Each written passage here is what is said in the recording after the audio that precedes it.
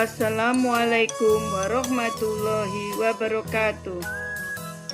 Anak-anak, hari ini kita belajar teks cerita fantasi dengan kompetensi dasar 3.3, mengidentifikasi unsur-unsur teks narasi atau cerita fantasi yang dibaca dan didengar.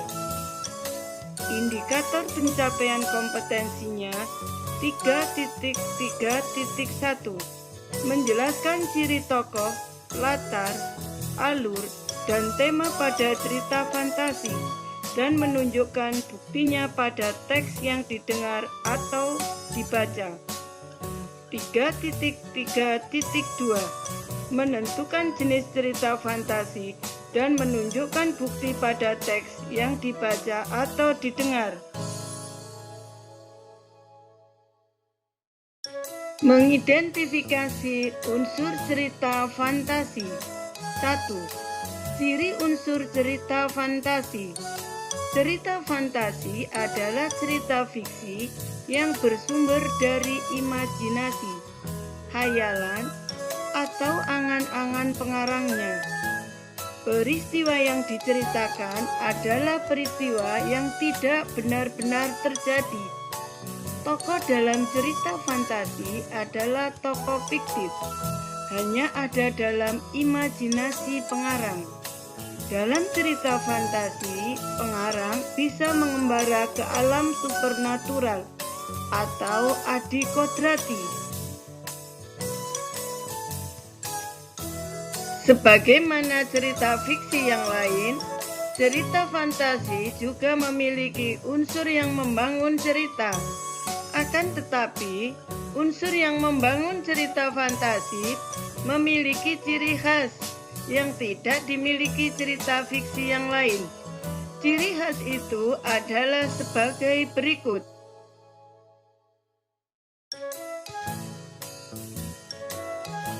1. Tema. Tema adalah ide atau pokok pikiran yang menjadi dasar cerita. Dalam cerita fantasi, tema atau ide cerita diambil dari daya khayal atau imajinasi atau irisan dunia nyata dan dunia khayali.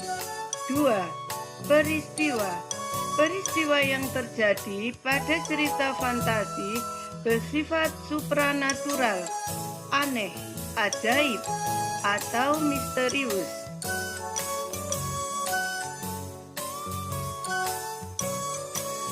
3. Latar. Latar adalah tempat, waktu, dan suasana yang melatar belakangi cerita atau peristiwa.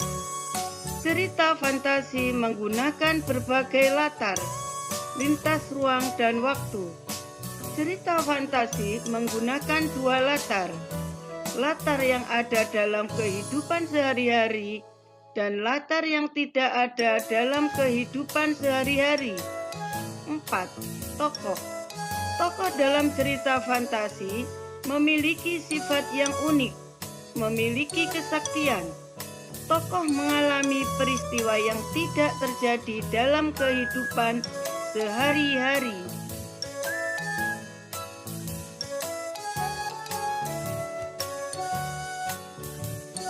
5. Alur.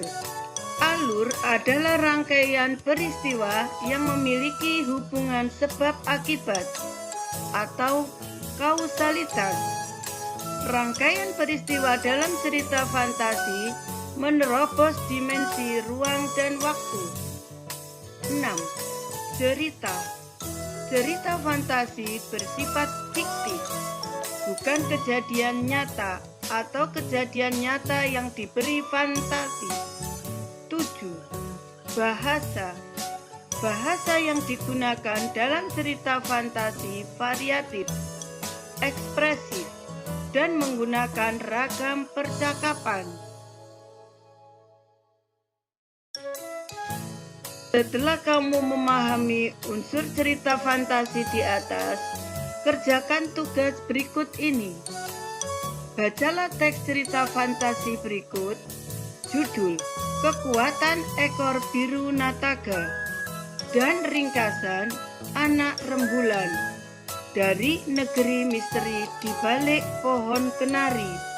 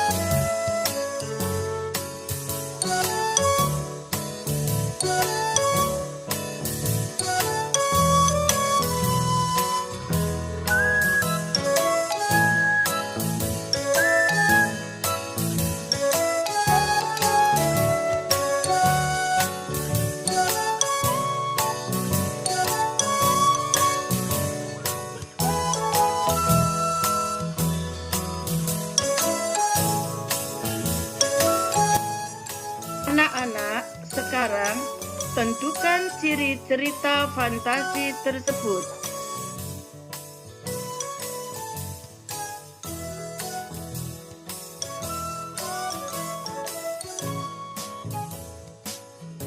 Jenis cerita fantasi. Cerita fantasi dapat dibedakan menjadi beberapa jenis. 1. Berdasarkan kesesuaiannya dalam kehidupan nyata. A. Fantasi total.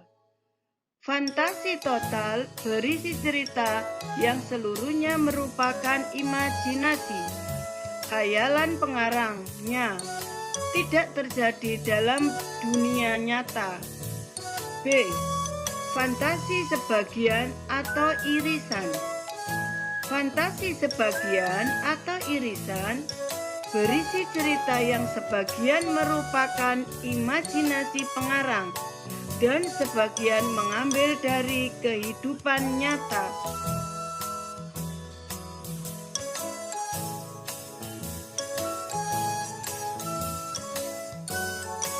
Dua.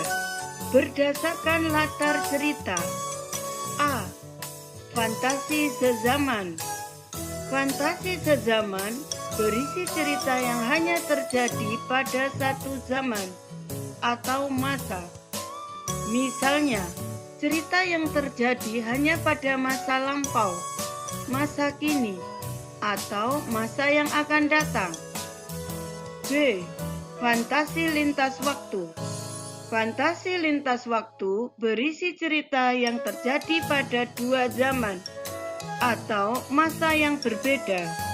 Misalnya, cerita masa kini dengan masa lampau, masa kini dengan masa yang akan datang.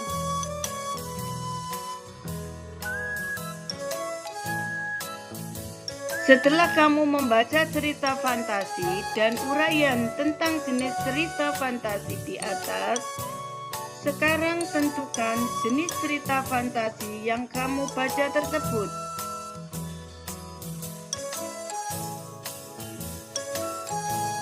Sekarang juga tentukan cerita fantasi 2, yaitu Anak Rembulan, dari negeri misteri di balik pohon kenari.